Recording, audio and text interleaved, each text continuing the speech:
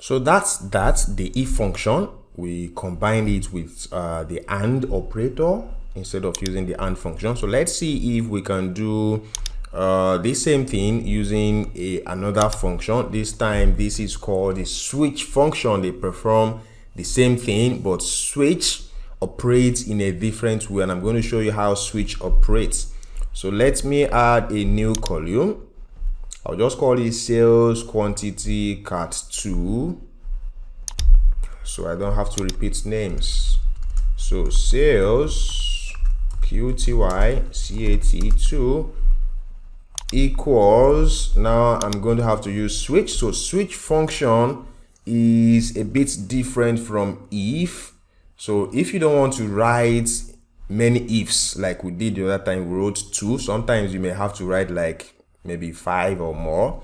That's what we call nested if, which can maybe be confusing to read. You may want to use the switch function instead. So the switch function just takes the first argument and checks whether something is true. So the first argument on switch is checking if something is true.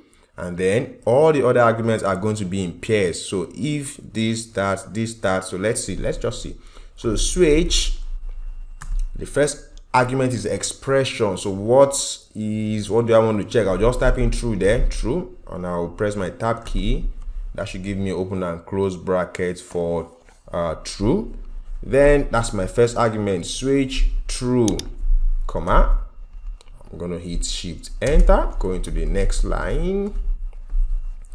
So next argument is value 1, which is what's the first thing I want to check whether it's true or not. The first thing I want to check whether it's true or not is I want to check if orders quantity is less than 5, and the next argument is result 1. So if order quantity is less than 5, what should I do? Double quotes, small, double quotes. I'm going to move on to the next argument, so I press my comma, and that is value 2. So what's the next thing you want to see? Next, I want to see if orders quantity is greater than or equals to 5, and orders quantity, same order quantity, is less than or equals to 10.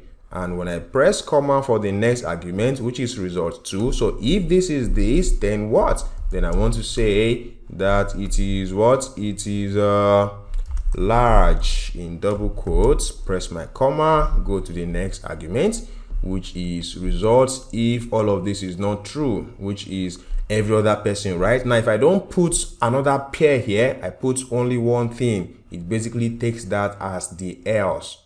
Okay, so I'm just going to type bulk here, and switch is going to treat this as the else version, right? So it always speaks in duality. So the first two, it will consider it as if I check this, then if it is true, give me this. The second one is checking if I check this and it is true, give me this. When it gets to the third one and it doesn't see a pair for it, it just returns what it finds there as the results. Okay, so I'll shift enter again, and I'll close my bracket here for my switch, and when I hit enter key, let's see, do we have the same results?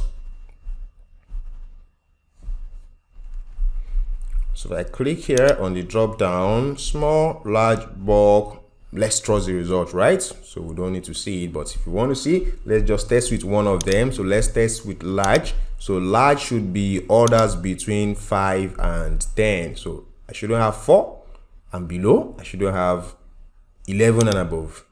So this is between 5 and 10. Switch works same way as if. So which one do you prefer here?